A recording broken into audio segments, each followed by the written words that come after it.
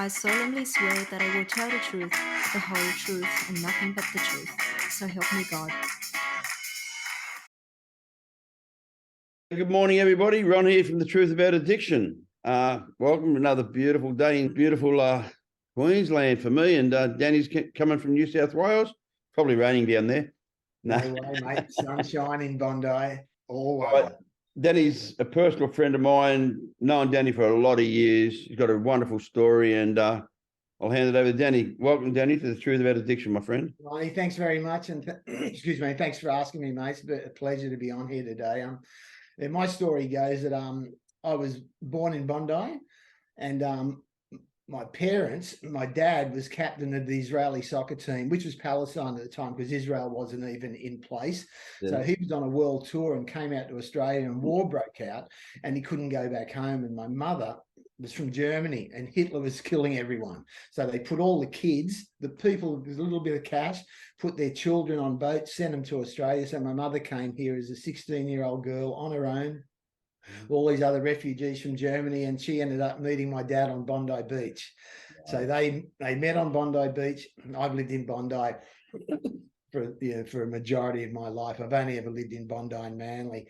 And growing up in Bondi was fantastic, very cultural, very European. And when I was 10, my parents moved to Manly and things kind of changed dramatically. I went from Bondi to this cultural country, to Jews and, all people from other nationalities, over to Manly, which was very white Anglo-Saxon. And I started not feeling good.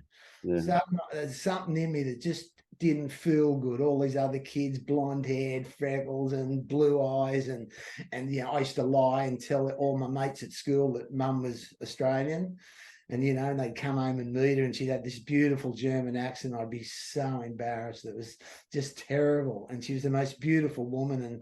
And so I got on well in life because I was good at sport. So at school and that, and primary school, it was all good. Even though I still had this thing in my gut that just didn't feel right. So I get to high school and things changed a little bit. People getting a bit crueler. I was changing physically, just didn't like who I was, how I looked. And it was just the ember just starting to burn. It's like just before I went to high school, the neighbours next door had a big bonfire going, and I jumped over the fence and ran down. And those were the days when you could have bonfires, you could kick football down the street, you buy crackers from the local store, just good times, nothing like today. There was no internet, you had to actually have fun.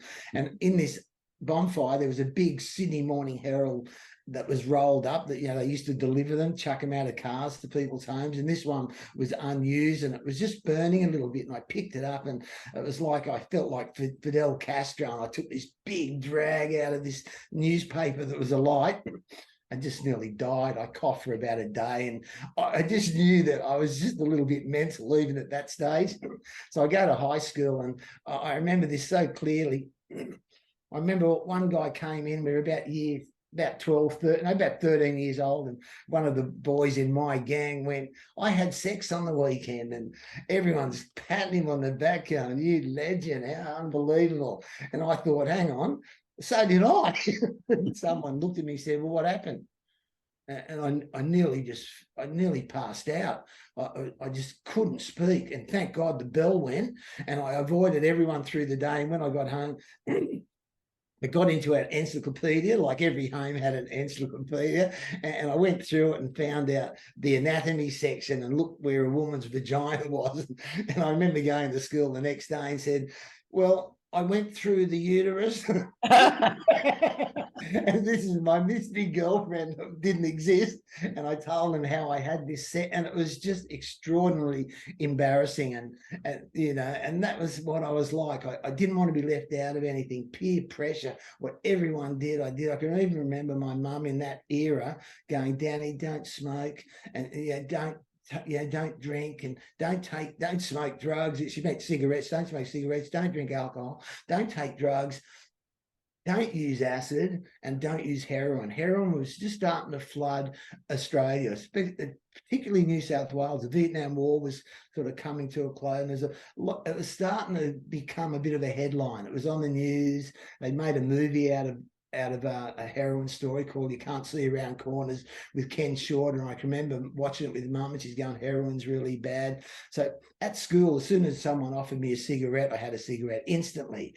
And when I was at that age, we were down the park with 3 of my mates one afternoon, and one of my mates' parents had a boarder.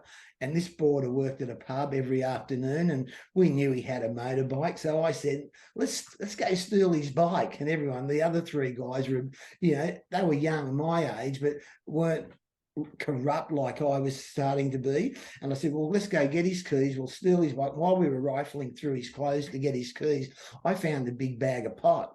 So I stole that as well. I said, we'll have this. The other guys didn't even know what it was, but I had a part-time job in the surf shop down at Manly. So the older guys, I knew what pot was. And we rolled these 3 big joints, and it was just Z grade. It was just stem and seeds. And I remember lighting it, nearly burning my eyebrows. It just sparked like a little cracker, and nothing happened, of course. We all sat there going, well, when are we going to get stoned? And of course, nothing happened. So we said, well, okay, at least I was the instigator of the bike stealing. So I said, let's go steal his bike now.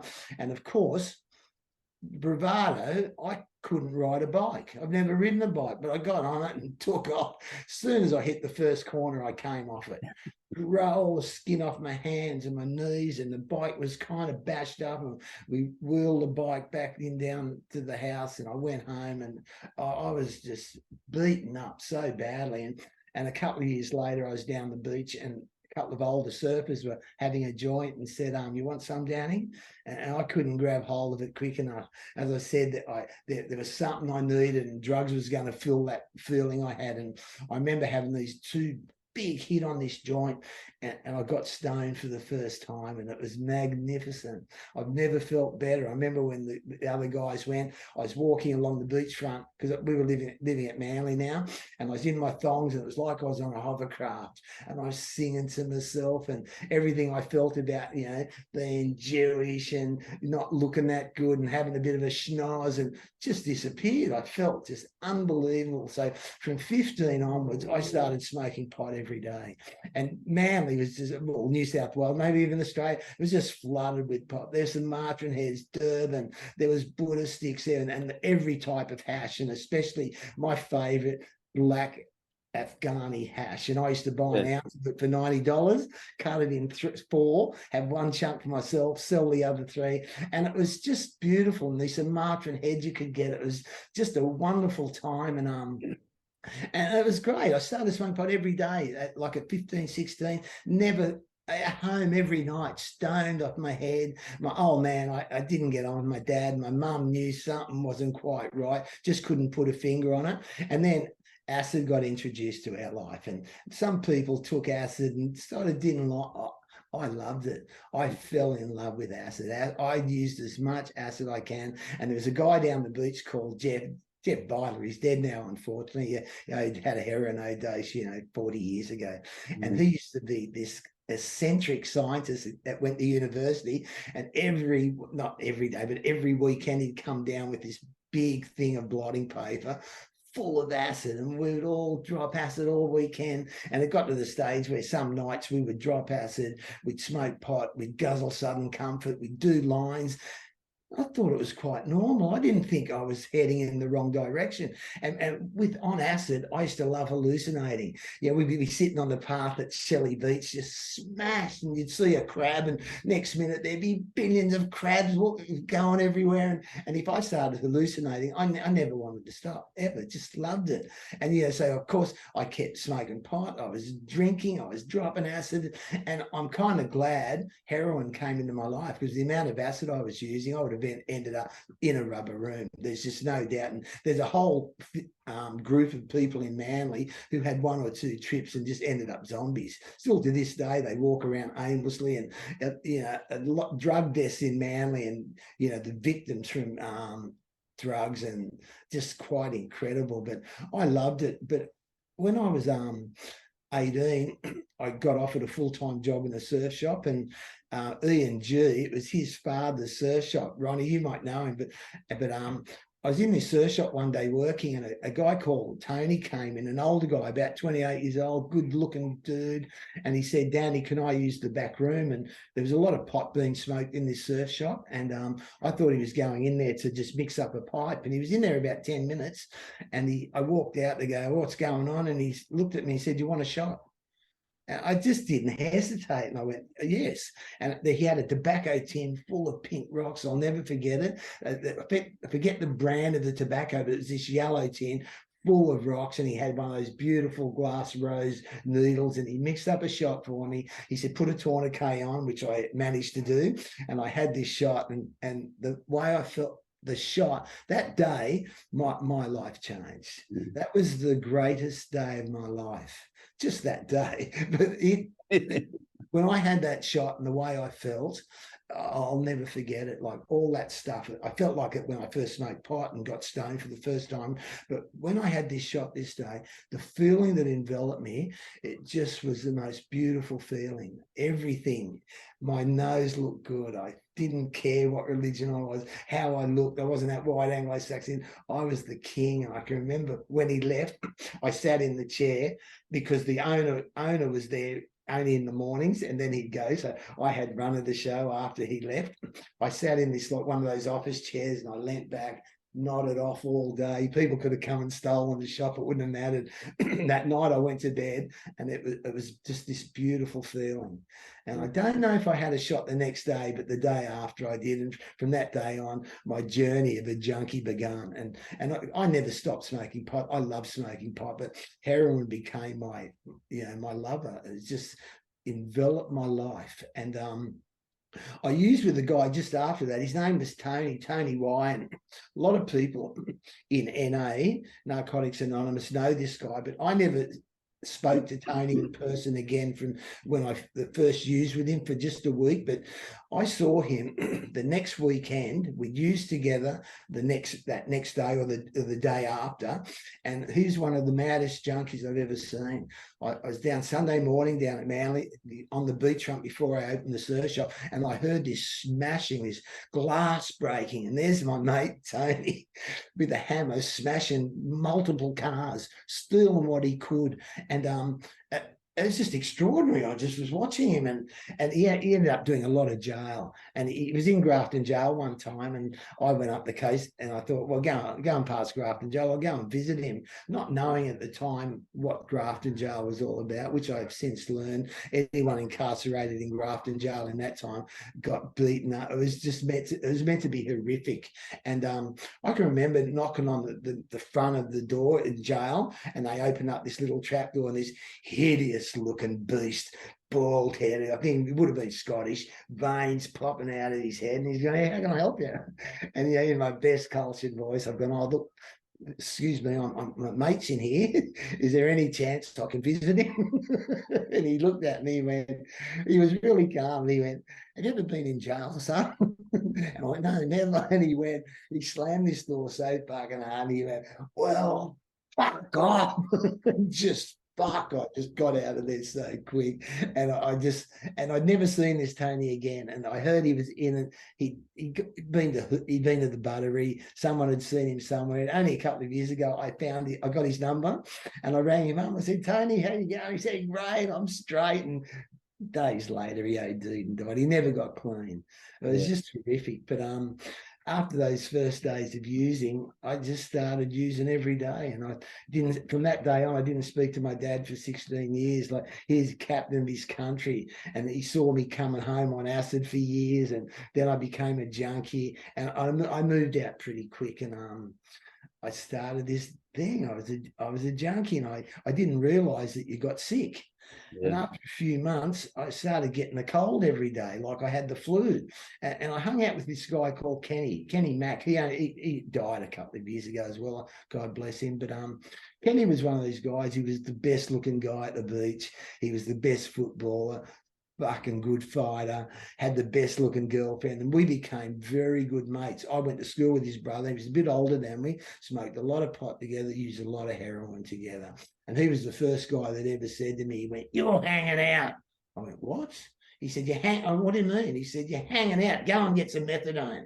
In those days, you could go to doctors, every essay, anything you wanted from doctors, you could get in that era. He said, go and see this Dr. Chan down at Manly. So I went and saw this doctor, this little Chinese guy, and I walked in there, not well. As I said, I thought I had this terrible flu, but I was hanging out so badly. And I said, mate, I'm not well. I'm hanging out from heroin. I want some methadone. He went, sure. And he just wrote out a script, and I went. And I went to the chemist around the corner, and I put in my script, and he gave it to me. And I walked outside, and I had this big thing of pills, and it had Biceptone on it. And I went, the fuck? I want methadone. And I ran back in, nearly jumped the counter to throttle this chemist, and he was serving this old lady. I said, I want a methadone. What he said, mate, well, that is methadone. Oh, no, okay, thanks. Walked outside and had a cup of coffee, and just felt great. I went, fuck, this is a miracle drug. So my friend Kenny and I, we went up the coast. About a week later, I had 200 pills of Biceptone, which is methadone, 10 milligram pills. He had 300 Buddha sticks, and he went surfing. Best surfing trip ever. I thought I was straight because I wasn't shooting. And came back to Sydney and started this horrible thing of the everyday use and getting money, using, scamming, scheming, hiding, rorting. And Kenny had a mate.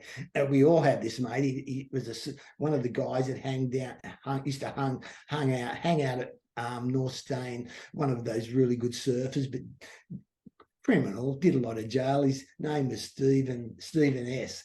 And he just came out of jail and was selling a lot of heroin. And one morning, because I was living with Kenny at that stage, I'd moved in with him when I left home. And Kenny said, drive me up to Stephen's place. I'm going to get us a shot. We had no money. And he said, just park a couple 100 meters from his home. And he just went down to score for us. And about 15 minutes later, I hear this kerfuffle, and I look around. There's Kenny running at full pace, and about 50, 60 metres behind him was this Stephen, bloodied head. Kenny had gone in there and asked for credit, and Stephen Salas, this guy Stephen, just went, fuck off, not giving you credit. Kenny beat the fuck out of him and stole an ounce off him. And Kenny jumped in the car, poor Steve, I left him in his wake, and we went up the Narrabeen along the beach somewhere and just, shot up all day. And that's what my life was becoming. I was just becoming this fucking junkie that any way you could get heroin, you do it. And I was a bit clever even in those days. I could score for people and get a shot off them, and that's how I was running my life. And then in that time, I was still surfing quite a bit, and I saw two guys in the surf one morning, and I said, how come you're not working today? And they've got night shift. They were firemen, these two guys, and I saw them the next day again, and they were surfing, and I went, how come you're not working today? And they went, night shift. And I went, oh, yeah. Then the next day I saw them. I still had the job at the surf shop, so I'd see him in the morning surfing. I said, how come you're fucking not at work today? They've gone 4 days off. I went, what's this fire brigade thing sound? Unbelievable. So I went and got this haircut because I had long hair, and I was just had a goatee. I was just this surf pot smoking, heroin using bum.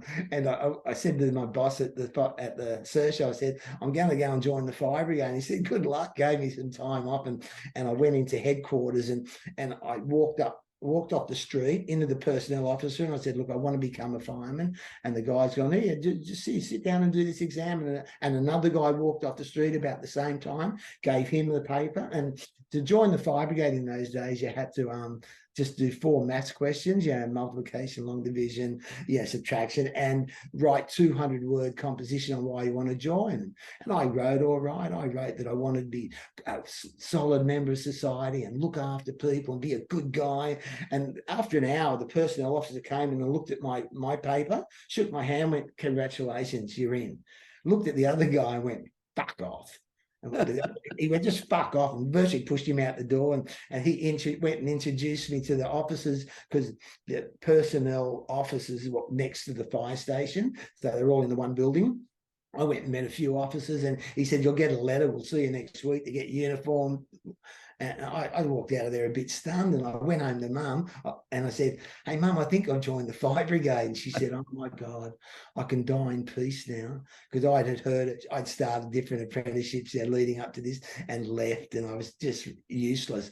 And well, while my mum was alive, she never saw me with a car, a girl, and a job at the same time. I'd have a job and not a girl. I'd have a girl and not a car. But she said, "Danny, I can die in peace." She made me so happy. And I joined the fire brigade, and I'll never forget I went to college, and I was a junkie in college, and it was hard work trying to stay awake all day, because the amount of work you got to learn. I'm pretty good for a long time before there was times I deteriorated, had a nice grey complexion and 9 stone and thought I was a Greek god. But for quite a long time, I looked good. So my instructor at training college made me the fitness instructor. I'd have a shot every day going, and I'd train everyone, and it was just insane. By the end of that 3 months at training college full time, I was on my last warning. If I fall asleep one more time, I'm sacked. And then the first day of class, there was this beautiful old lady, and I'd fall asleep in there. She'd go, "Let him sleep, he's working hard." So I just battled a junkie fireman, and then after 3 months, if you pass, you get allocated a station, and I got sent to Crow's Nest. And my first night shift, I started on a night shift, so I had to work 2 nights and then got my 4 days off. But I left home to start. You start at 6 o'clock in the afternoon, and I left Manly at about 5 o'clock to get there comfortably in time for my first time ever at a fire station. But I didn't realise it was a hot Sunday and lots of people down the beach. Driving in the Crow's Nest from Manly was like peak hour. And I got to about 2 Ks from the station. It was about 10 to 6. I was going to be late for my first time ever. So I parked the car, and because I'd had a shot in me, I ran up from like Neutral Bay to Crow's Nest and got there. Like they were just lining up for roll call, and I just rocked in, so I made it. And that was the start of my fire brigade career. Being a junkie in the fire station was just hard work. Years later, everyone knew I was a junkie except me, but just going there the first night. I remember the first night ever, I heard all this noise, because you're allowed to sleep at night shift. You work from 6 in the afternoon till 8 in the morning, and you're allowed to sleep from 11 at night to 6 in the morning if there were no fires. So I went to bed at 11 o'clock, and I heard this noise outside, and I look outside, and there's all these older senior firemen running around there, these drunk as all fuck. So I started realising what the fire brigade was like in those days. A lot different to these days. Those days are gone, and I just blended in. I somehow managed to, if I could sleep all day and hide, it was good. But there was times when I had to drive the inspector around. And one particular time I drove him, and I stopped in the middle of the road. I was so off my head, and I saw a red light about 10 Ks away, and I just stopped in the middle of the road. And he just looked at me and go, "What are you doing?" And I sort of woke up and kept driving, and we got to a set of traffic lights, and there was a car in front of me, and I fell asleep again and ran into that car. I got immediately. He took over driving, took me back to the station. I was never to drive him again. So that was what I was like. Every time I was at work, it was the inspector going, "Firefighter Resnick to the office," because I'd be abusing someone. I was off the beach. I was a junkie, and I had these. It was a very disciplined job in those days. Like all the older guys had come from the army and they joined the fire, and it was so regimented. But I hung in there, and I God knows how. And then after a couple of years, I got sent down to Narrabeen Fire Station, which is fantastic because Crow's Nest is it's like the headquarters of the North Side. And it's, you've got to really just be a little bit more alert, whereas Narrabeen was down by the beach. There's only 5 guys there, and it was a lot of fun. But because I was a junkie, I started getting very sick. And in Manly at that time, a lot of guys were going overseas and doing runs and bringing heroin back into the country. So me and a mate of mine, his name's Graham, and he died too a couple of years ago. Like there's a lot of my old cohorts that just haven't made it. And he was 60-something and OD'd. He really never got straight. He had moments that he went to meetings, but him and I put together a plan to go overseas, and he had a friend that worked on the oil rigs off Malaysia, and so he organised this trip, albeit very badly, that I was to meet this guy in Singapore. We were both going to fly to no, sorry, I was flying to Singapore, get a phone call from his friend that was on the oil rig, and he was going to meet me in Penang because he, on his days off, they helicoptered them into Penang. So that was the plan. So I didn't do any I didn't do any research. I'd never met the guy. I never heard of him. But my big dumb mate's gone, he's good.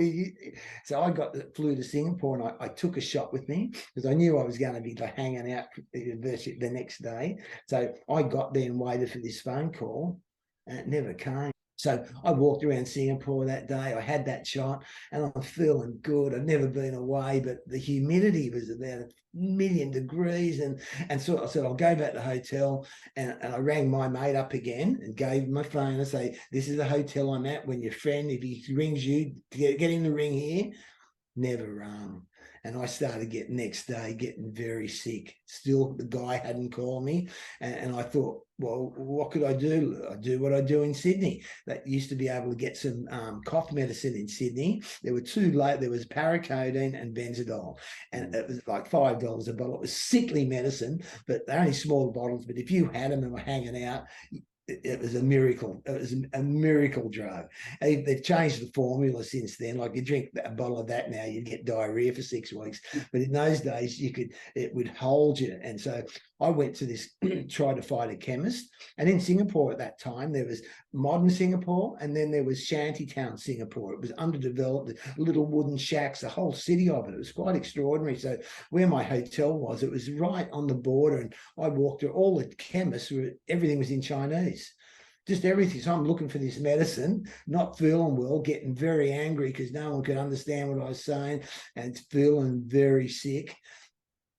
And I just grabbed this bottle of something. I don't know what it was. I thought, God, I hope it's medicine. And I got back to this hotel and I drank it. I reckon in about 5 minutes, I was doing my impersonation of Linda Blair. I started vomiting all over the room. It was just shocking. I can remember the chambermaid, the lady that cleans the room, walking in and seeing it and just in shock. When she came in, I just raced out. I don't know where I was going. I just walked to the lift. I was in distress. I was so sick.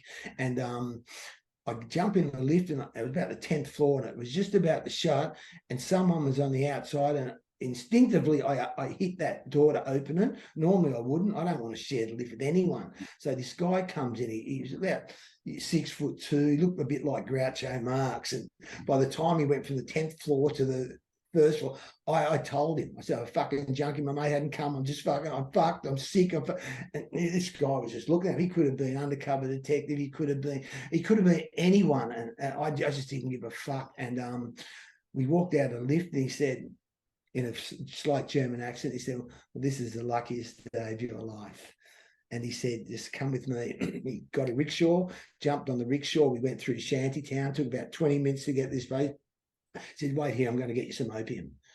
I was like, what? And I'm sitting there thinking, what the fuck is going on? I'm with someone I don't know.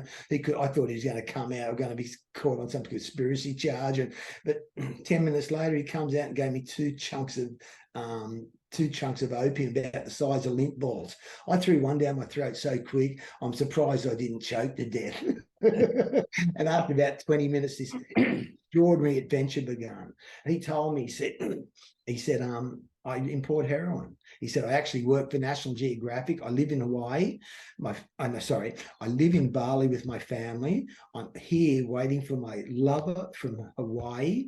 And I import heroin. I'm going to swallow heroin and go back to Bali. You're welcome to come with me. It was like this miracle just occurred. And I'm on the opium and I'm just going along with it. So for the next 4 hours, we drove around and talked. He told me what he did. And next morning he goes, you're going to have to buy my ticket. When my girl comes here from Hawaii, she's got the money, and I didn't know what to think now. Here I'm lending someone money that I don't know to go to Thailand to score heroin, but he hasn't got any money, and he said he's got his wife and family in Bali, and he's carrying on. And I went with it.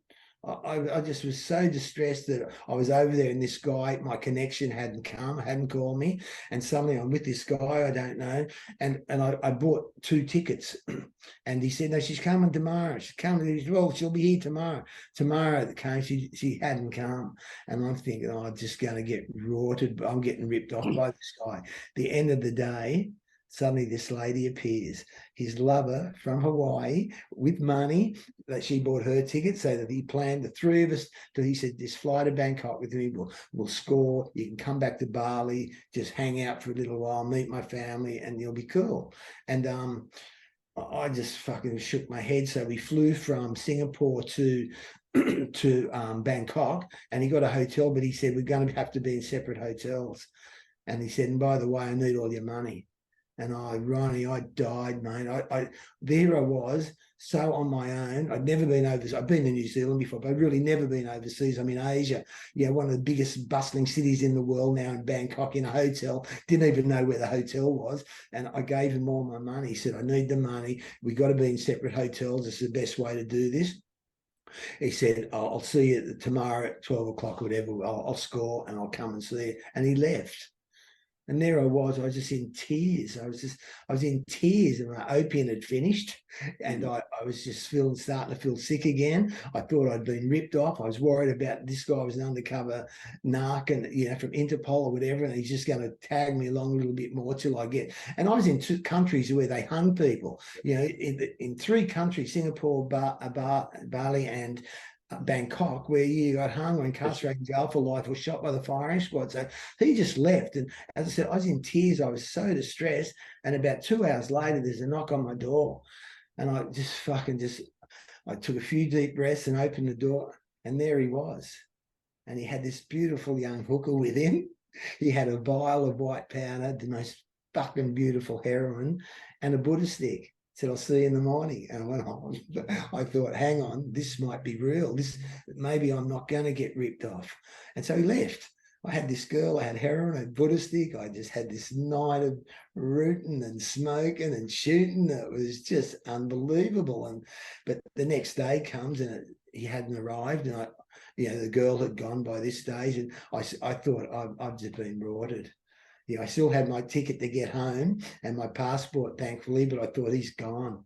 And a couple of hours later, there he was. Big pile of heroin on the table. It was just like, I was just shocked. I didn't know whether to laugh or cry. I was like, here I was 3 days earlier in a hotel room in Singapore, spewing my guts out because I was so sick, and here I am 3 days later in a hotel in Bangkok with the waft of heroin floating through the air, and starting to put them in condoms. And because internally I took about 9 ounces just internally, and I took 4 ounces in my shoe. I had some old platform shoes. In those days, they had the big platform shoes. It was nothing exotic in those days. My mates used to put them in surfboards and lining in bags. It was just that era that you could do that. And so I ended up taking 9 ounces and 4 ounces, but 13, whatever ounces I took, not a huge amount, but enough to make quite a lot of money when I jumped on it when I got back home. And we sorted it all out. And he the next morning, his girlfriend flew back to Hawaii, and he said, you got to come home. You got to come to Bali with me. And I just wanted to go home. He said, no, come to Bali, meet the family, just rest. You'll be cool. So I flew to Bali with him, and he gave me these pills so I didn't have to go to the toilet. He knew what he was doing. And when we got off the plane in Bali, he gave me this big jukebox, huge jukebox, and his carry-on luggage. He said, can you take this off for me? Because he had a big shoulder bag. And he said, can you take my carry-on? So I took 2 bags of carry-on luggage and his jukebox off with me. I had epiphany only a couple of years ago. It was full of heroin. He just used me as a mule. He saw me. As soon as I mentioned heroin in Singapore, he said, I've got an idiot. I've got the classic mule. But I didn't know till only a couple of years ago. When I was writing my book, I started thinking, he just set me up. What I had on me, I would have been executed. What he had given me, I would have been. They would have had to line me up a dozen times and kill me 12 times. It's just unbelievable. But we go back and meet his family, real beautiful family. I hung in a hammock for a couple of days and got my tan back and felt good, and then went back to Australia. And I know he'd set me up because I never paid him for those extra 4 ounces. He never chased me up for them. I thought we could start this business deal, and I'd see him, you know, once a year and keep going. But that was my one and only time. And I got back to Sydney and never told my mate about the extra 4 ounces. And we never heard of the guy from Penang ever. Never knew what happened there. But went home and hoping to make about 100,000, whatever. In the end, I reckon after that next year, I owed 60. Yeah. I'd used everything, and I was terrible, mate. You know what it's like. I was so sick, and I remember I got so sick that my sister came to the fire station one time with my brother-in-law and said, "We're taking you to detox." You know, I was stealing money from our petty cash that we used to buy food with, it, buy the lotto and stuff with at work. I was I was never a thief. I was a 2-bit thief. I never stole off anyone. I've never ended up in jail. I was just able to scam and scheme my way through life. But my sister came to the fire station. Everyone at the fire station knew I was gone. You know, because one day, a little bit before that, you know, you couldn't get outfits in those days, as you know, in those early days. You could get heroin, you couldn't get a needle. And I used to carry around a bag of 15 needles and 15 picks. And one day I got home, I had 15 needles and 14 picks. And I went, oh no, I'd had a shot at work and left the pick at work. And so someone on the next shift came in and went, Resnick's been here.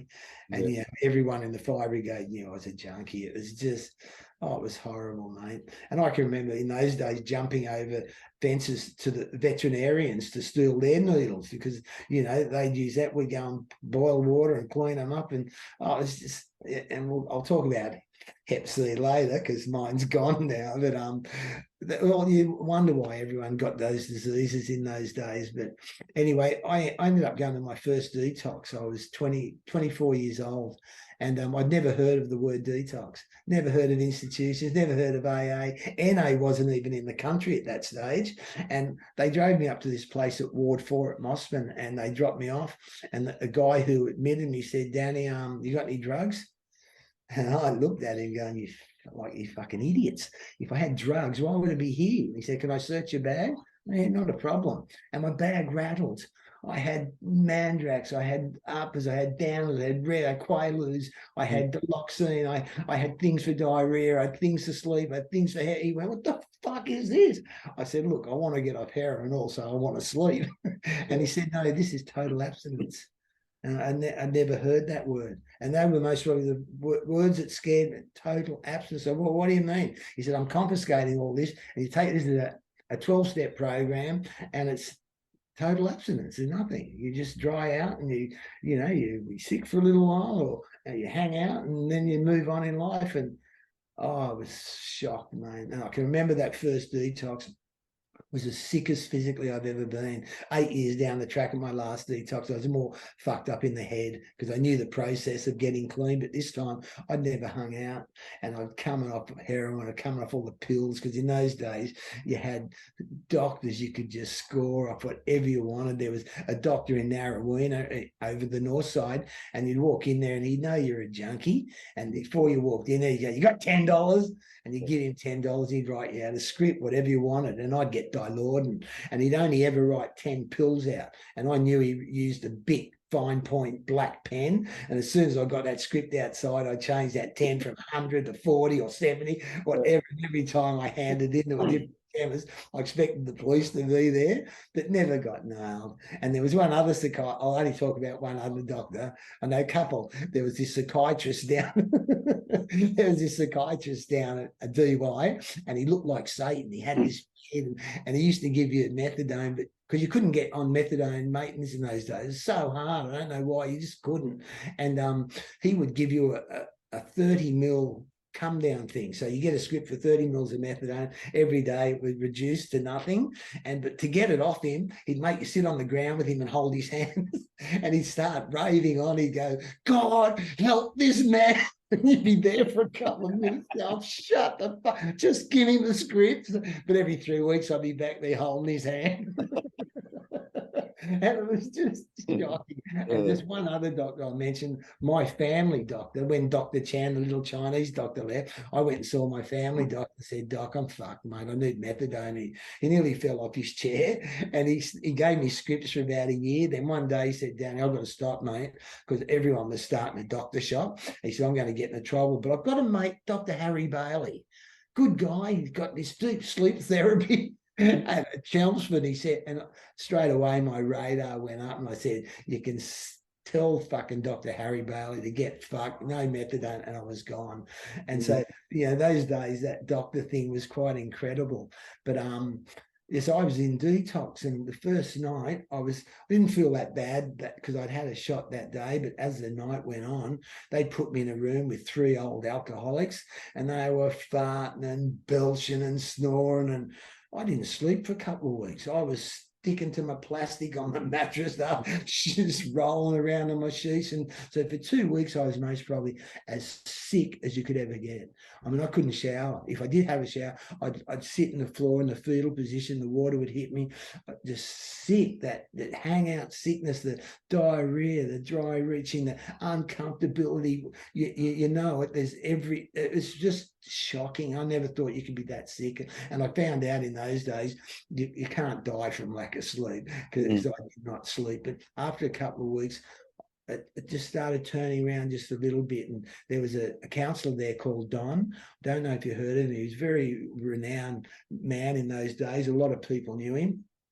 And what Don started telling me about recovery, I kind of, everything they said, because after 2 weeks, I just started coming good a bit. And I started feeling quite comfortable being in an institution, having never been to one, because I wasn't out there rorting and being chased and having to pay money. And, because in those days, I'd be borrowing money off my credit union and bank to buy cars and exotic holidays, and I'd be spending it on heroin and dealers and all that. That's just stopped for a couple of weeks. So I was in this detox, and one time in a group meeting, Don's gone, I want everyone to go around the room. There was most probably 12 other addicts in the detox at the time. He said, I want everyone to go around the room and just tell us how many times you've been in an institution. And one guy went 10, and then another girl went 200, another person went 6, 15, 20, 22, and it came to me, and my chest pumped out, and I went 1, my first time. Couple of years later, 2. And then I ended up, I think, 4 or 5 times in Ward 4, and I can remember though, one of those first meetings I ever went to, they put us in this bus. They said, we're taking you to a meeting. I went, well, what are you talking about? What meeting? It says AA meeting, and you got to go. What the fuck? What's an AA meeting? And they put us in the community bus. It was like the bus from One Flew Over the Cuckoo's Nest. I'm thinking, fuck, I'm in a bus full of freaks, and that if my mates could see me. And they drove us to a church, and it was like a meeting room off the church. And I'll never forget it. An old guy got up on stage. He said, I've done all me drinking in the West Indies, and I drank a lot of rum, and I'm suffering from rheumatism. And I loved it, mate. I thought these meetings are the best thing ever.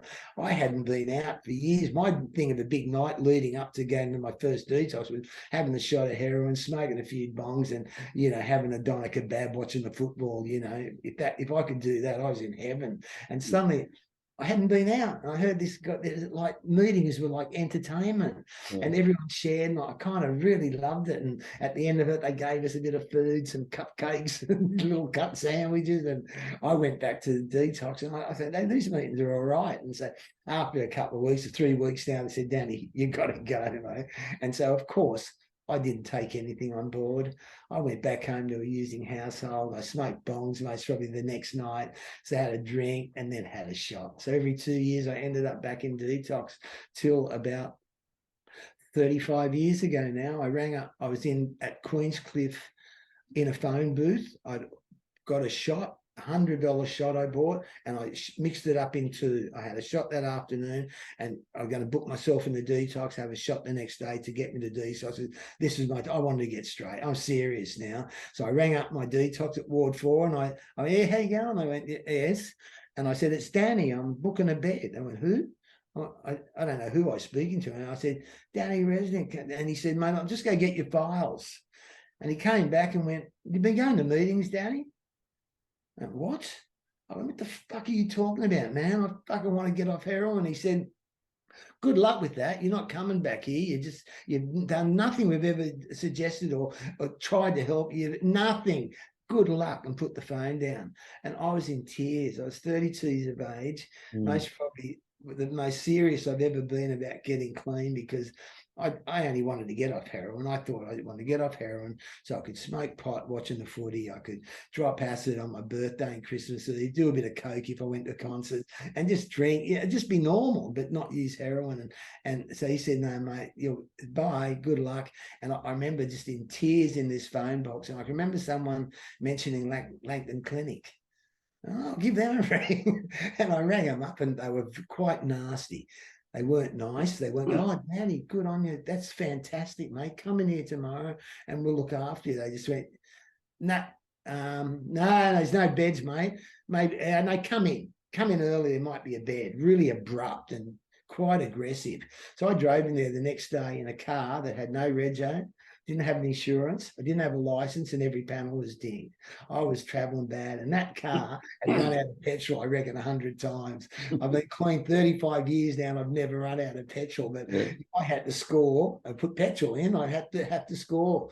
And I'll never forget, I was at a detox once, and a mate walked in to visit me, and he'd given me a car a few months earlier. Gave me a car because I was so pathetic. I couldn't even buy a car. And I went to Dulwich Hill once to score, and I ran out of petrol and just left it there. Never picked it up. And my mate never asked me, where's your car, mate? But anyway, so I get to Langton Clinic the next morning, and I walked upstairs with a bag of clothes and said, I'm here. And the two women there went, fuck off, there's no beds, go and get. Just treated me like a cockroach, and I did. I just head down and tail between my legs, and I started walking away, and one of them yelled out, said, wait downstairs, there might be a bed later in the day. And I hung there all day and starting to get very sick, as you can imagine. And about 1 o'clock, they said, get up here, there's a bed that came available. And I walked upstairs and I went to say something, and one of them said, shut the fuck up, you're retarded. I went, what? And then I went to say something again, and the other woman, and she said, and you're an asshole and parasite. And I thought to myself, fuck, they know me well. If I was traveling good, or even half, I would have just gone, fuck off, and would have just walked out. I couldn't. I had nowhere to go. I had nothing left. And those two women, one was Anne, the other one was Judy, and they had such a huge impact on my life. And I went in there, and it was just grungy. I was used to Ward 4, nice, clean, and a really lovely place. Suddenly I was in this bizarre place. It was dirty and old, and it was dormitory sort of style, sleeping guys and girls. It was like we were chickens in a chicken coop, all in different stages of recovery, clucking around, and I felt very comfortable there. After, even though I felt quite sick, after about 5 days, I knew the process. I knew I was going to start coming good. So about 7 days, I started doing a few push-ups, thinking I was getting all right. And there were people in there that, one's a really great mate today, another girl that was there who's a good friend today, and I started getting clean. But after about 3 or 4 days, someone came in, there was a body in the bed next to mine that had a blanket over him and didn't appear. No one kind of knew whether it was a boy or a girl. And after 3 or 4 days, she ripped we were standing there talking, she ripped the blanket off, and she looked at me and went, you'll never get clean. She was like the Wicked Witch in the West from you know, the Wizard of Oz. Yeah. Just unbelievable. It turned out the girl's name's Marcella, and we're both 35 years clean. Yeah, And I meet her, but whenever I see him, we'd have such a laugh about this moment. Yeah. There was another friend of mine, Steve. He's like a punk rocker who loves the eastern suburbs, and we're still great mates. And we just, after about 7 days, when you hang out in an institution like, you start laughing. You do a lot of laughing. It's like you're just going mad. And Steve and I laughed so much. There was one guy in our ward, he's from the country, and he started talking about bestiality one night, and we were geeing him up, going, what other animal have you had sex with? We laughed. I don't think I've ever laughed as much as, you know, from those acid days and the Sumatran head days where we used to laugh. And counsellors were coming in going, if you don't shut the fuck up, we'll kick you out. And so it was quite a mad time there. And in the group meetings, I can remember one day, Anne said to me, she's gone, Dan, are you prepared to do anything to get clean this time? And I went, Anne, I promise you I will do anything. She said, will you go to long-term rehab? I went, no. She went, well, fuck off then. Get out. Go and get your stuff and get out. And I lied. I said, no, I promise. No, I will go to long-term rehab. And I did leave a couple of days later. But the next day we had a H&I meeting. They said, we're doing a H&I meeting. And I went, what's that? And they said, it's like people that are clean for a certain amount of time. They've had drug issues, and now they're clean, and they come in and they tell their story, how they live and what's going. And it was just fantastic from having a couple of people who are most probably textbook junkies to have some real people come in. And one of the guys was American Jim. Oh, God love him. On this day was the most profound day of my recovery. He said he'd had multiple years clean, a successful businessman at that stage. He said there's life after using. And my ears pricked up. I went, oh, sorry, what did you say? He said there's life after using. You can get this incredible life happening.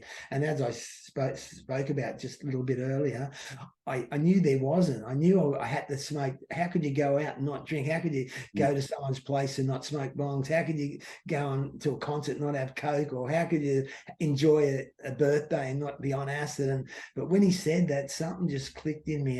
And after that meeting, I left a couple of days later, and I enrolled for an outpatients group.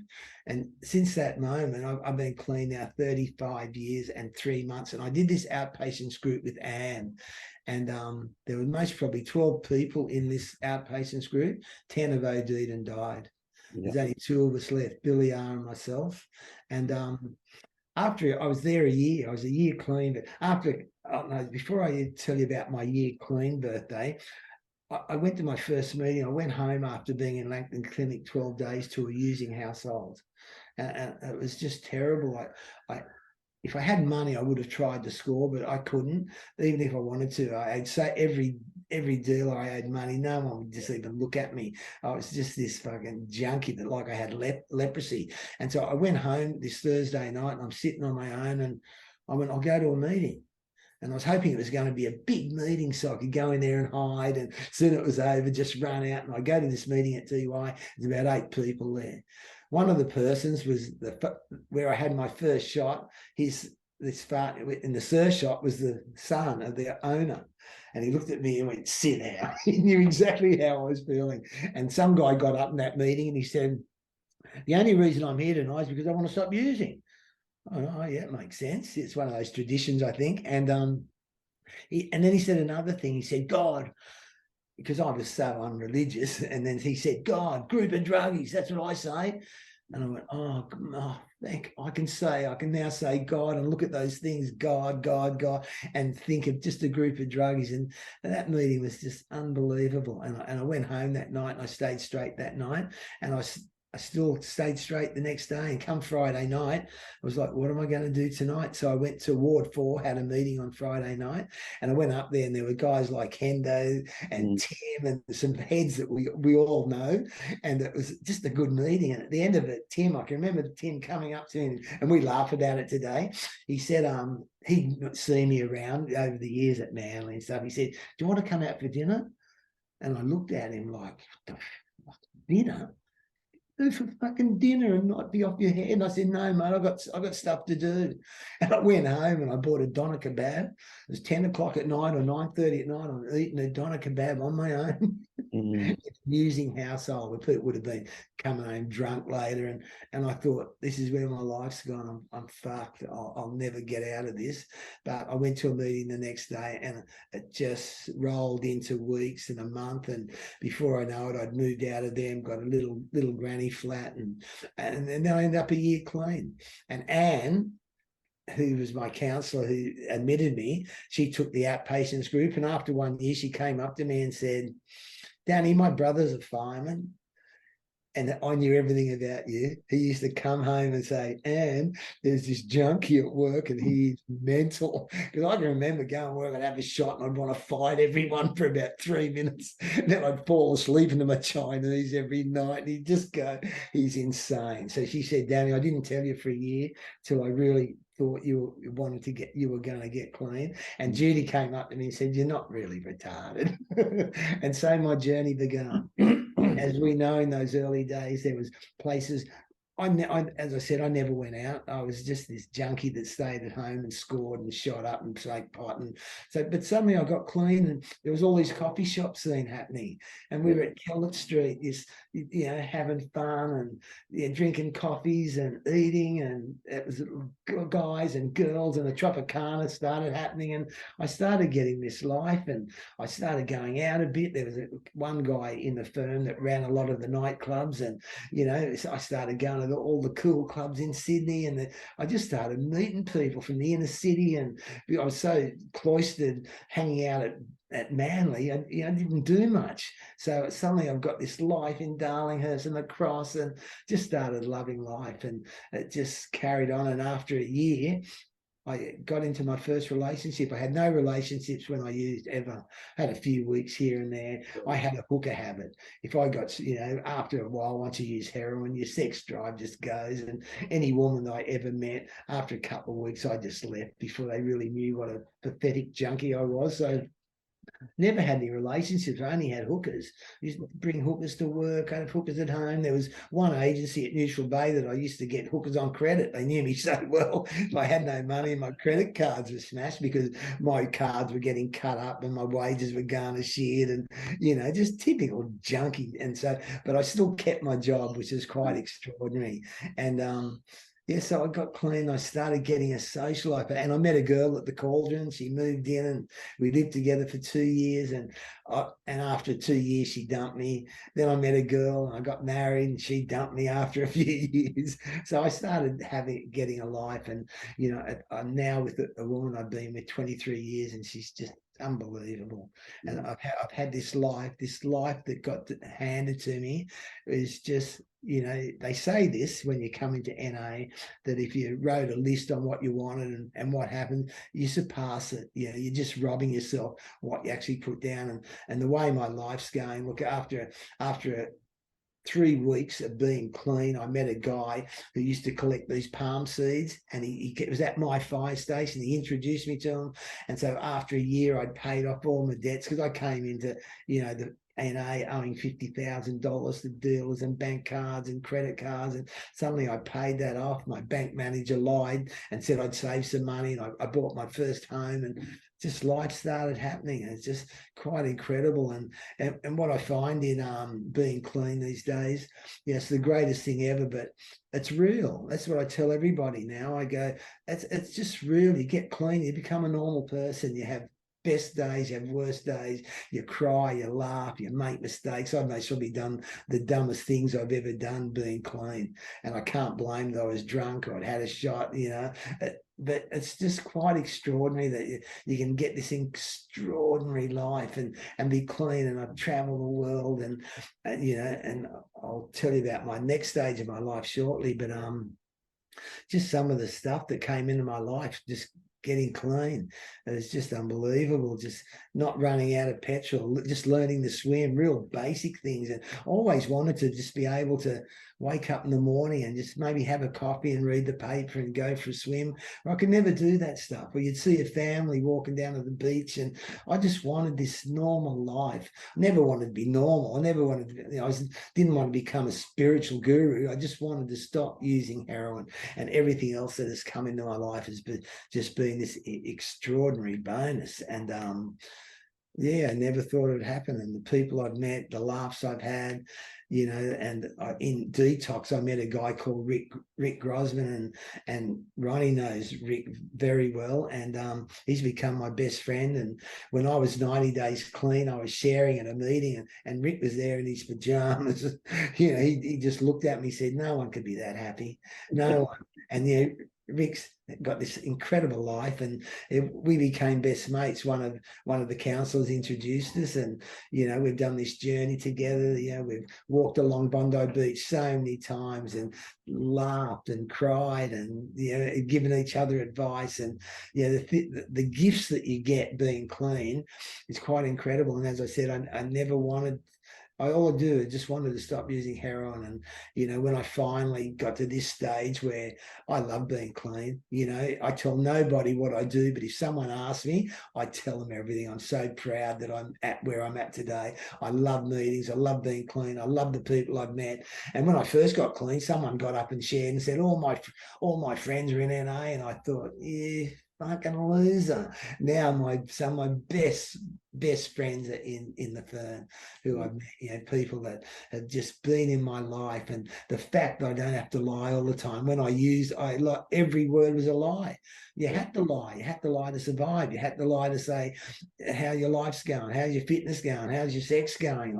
Just everything was a lie. And now to suddenly get into, get real and be able to talk to people and tell them how you're feeling. And there's so many people you can ring, and they'll give you some good advice. And we're just so incredibly lucky. So it's got the stage where I was clean in the fire brigade 20 years. I used for 10. So for 10 years, I was a using junkie in the fire brigade. For 22 years, I was an officer.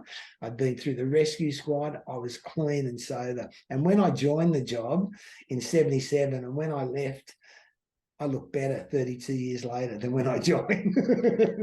Just incredible. People just, as the years went by and they'd only knew me as a junkie, would see me and just couldn't work out what's going on. I had a nice car with Rego on it, and I'd be clean and fit. And, so the gifts have just been unbelievable. And unfortunately, about 10 or 12 years ago, I had to medically retire because of a knee injury. I'd had 7 knee operations, and I got offered this incredible package, and I left. And it was most probably one of my worst mistakes I made leaving, even though I got this incredible package. And when I first joined the job, a lot of the older guys were retiring and committing suicide, and I never understood why. I didn't understand how much your job is your identity. All my life I was Danny the fireman, Danny the fireman. Then I retired, and I was just Danny. I've got this horrible feeling over me that Danny just didn't sound as hollow.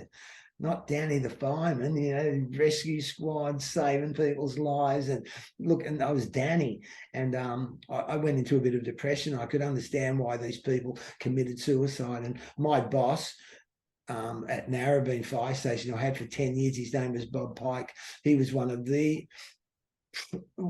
he's the number one guy in Hawaii that started riding big waves a long time ago. Just heroic waterman, and he left the job and committed suicide. Yeah. And when I left, I understand why these people did what they did, because it's such an empty feeling. But after a little while, after I got virtually medically retired, a friend of ours who was in NA worked for Vietnam Airlines and said, "You want to go away on a travel writing trip?" And I went, "What do you mean?" They said, "Well, we send all our top writers from the magazines and papers, we send them on our planes to where our destinations, and they write stories for us and take photos, and we give them business class fares and 5-star hotels and pay all your expenses and go and have some fun. Do you want it?" And I couldn't say yes quick enough. And the reason was 8 journalists coming. One couldn't make it. She just knew I'd get on with everyone. And I went on this trip and we went all through Myanmar, which is Burma, and Vietnam. And when I came back, I scribbled out a story, and my partner, who's an incredibly clever woman, edited it for me. And we had a friend that had a beauty magazine, and on one of the boats we were on, there was a spa, and she took my story. And my first trip, I got a story published, and they invited me again. And before I knew it, it started snowballing. I started becoming a travel writing journalist, and for 12 years I was just sent around the world, staying at all the most extraordinary hotels and every beautiful island and country and city, and accumulated. Just before the pandemic, I got sent to the Antarctica. Wow. Here's this junkie 35 years early. If I'd had a shot and died, I would have been at peace. I never wanted to die, but my life is in such turmoil. And 35 years later, there I was on a French Antarctica expedition boat, this French cruiser, one of the most beautiful 5-star ships that go to the Antarctica, and I got sent there to write stories. It was there was just whales breaching, killer whales chasing penguins, and leopard seals and walruses, and I'm just thinking, I just a couple of times just thank someone. I thank my higher power that this is where I was. And the pandemic came and sort of mucked my travel career about. And about 3 months ago, I applied to do a course to become a counsellor, and I thought it was my time to put back into society. So I'm in the midst of this course now. I've been doing it for 6 weeks, and I hope to, by the end of the year, to become a counsellor and put back into this wonderful thing. And it's because I've consistently gone to meetings. I've shared my story. I've spoken to people. I've helped people. People have helped me. And it's been the most wonderful, incredible, extraordinary journey that I could never perceive, ever. And, I say to people now, when you stop using drugs, you realize why you use drugs. I can remember a friend of mine's father saw me at a detox once and he said, "Danny, just give yourself 90 meetings in 90 days. And if you don't like what you got, we'll refund your misery." And I just loved it. I thought, yes, after 90 days clean, you get a life developing, and you don't want to use it. And I've got these wonderful sayings, even if it's a day at a time, and or sit in the barber's chair long enough, you'll get a haircut, and just classic stuff. And one other one I love, and I wish it was my line, but I heard it one time. I absolutely love it. I gave up the spoon and picked up the fork. I started getting quite overweight when I got clean. Yeah. Chicken lasagnas and lemon meringue pies, and a million coffees with sugars in it. But from where I was and where I'd come, I started understanding you just need a balance in life, and I have it sometimes, And as I say, what I love about being clean is that it's just real. You just have terrible days, you have your worst days, and you have your best, and it's the most wonderful thing. And I'm very grateful for Ronnie to ask me to share with him today to do this podcast. And Ronnie, that's my story, mate. No, all right. There's a couple of things. It's funny. Yes, mate. What age are you now, Dan? I've got to tell the truth. Yeah. 67. Nice, isn't it? Oh, it's incredible because emotionally I still feel 15, and I'm very childlike, which is wonderful. My wife says to me all the time, "How old are you?" Hey, my wife knows your wife. She says to me all the time, "How old are you?" Grow up. These are some of the words I get. Grow up. How old are you? Are you fucking serious? Are you fucking serious? I cop it constantly because it's hard making adult decisions. If I hear her go to the shower, I'm getting undressed as I run through the house to get to the shower. And she just, by the time I get there, she goes, "Are you fucking serious?" If she drops the soap, I'm in there in 30 seconds. Oh. Man, I'm 68 now. Fantastic, mate. You're looking great. Mate, the reason that I asked that question is because it's never too late. No. Start living. To start living. Absolutely. Because normally I lie and say I'm 48 in the right. People say to me all the time, they go, "Oh, you only look at 50-something." And I say, "I'm married. I'm not having an affair." And they all laugh at the women. "Oh, you're a funny man, Well, Ronnie, I've got to start saying I'm older so people go, geez, you look good. When Yeah, I'm yeah, 48, yeah. they go, yeah, you've been a bit battered. I have to laugh when you're talking about the doctors. We had a doctor in Chinatown in Sydney.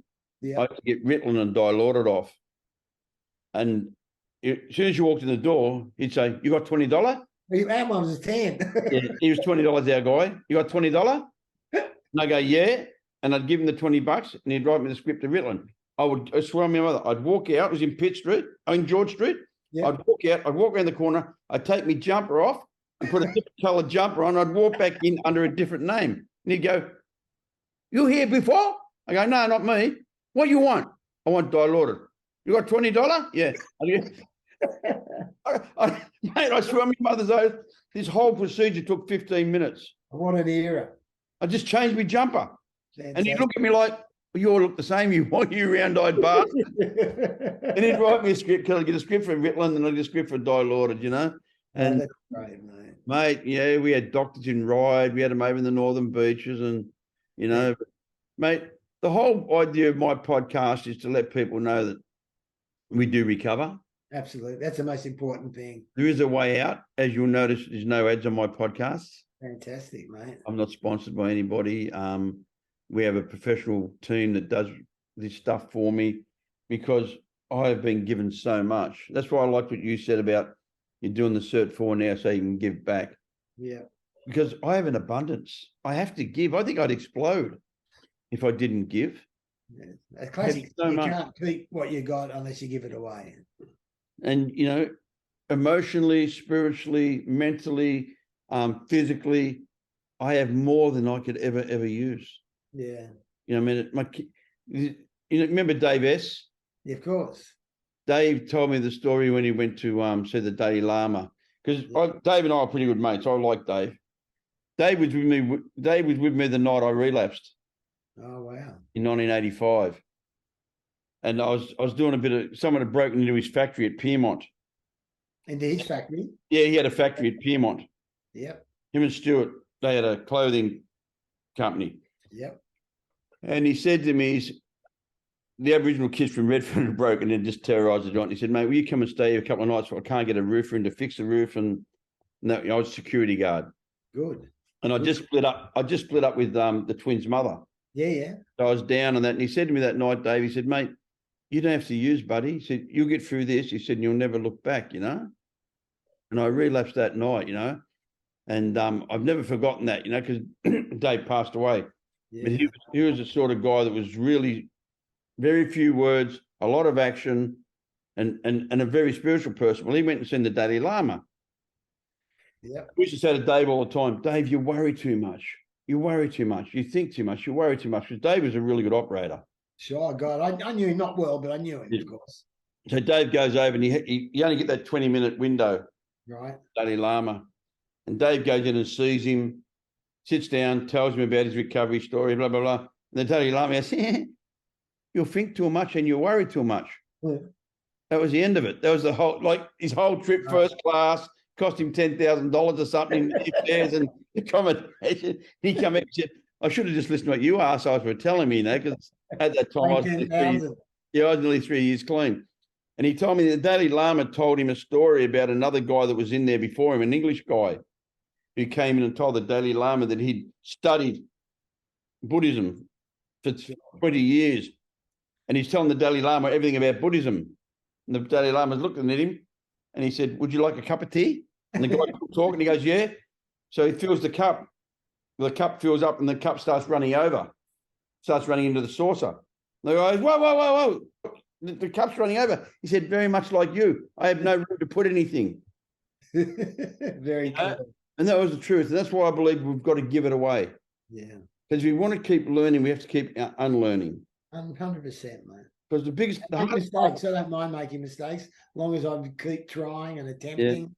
The hardest part for me in recovery has been unlearning. Yeah. I'm quite intelligent. I'm very sneaky. Oh, well, we scammed our way through life. We lived this long. We lived this long in an era where most of the people that grew up with are dead. Oh, I've got a whole list of people that aren't around for me. And I have to believe that a power greater than myself had a different agenda for me.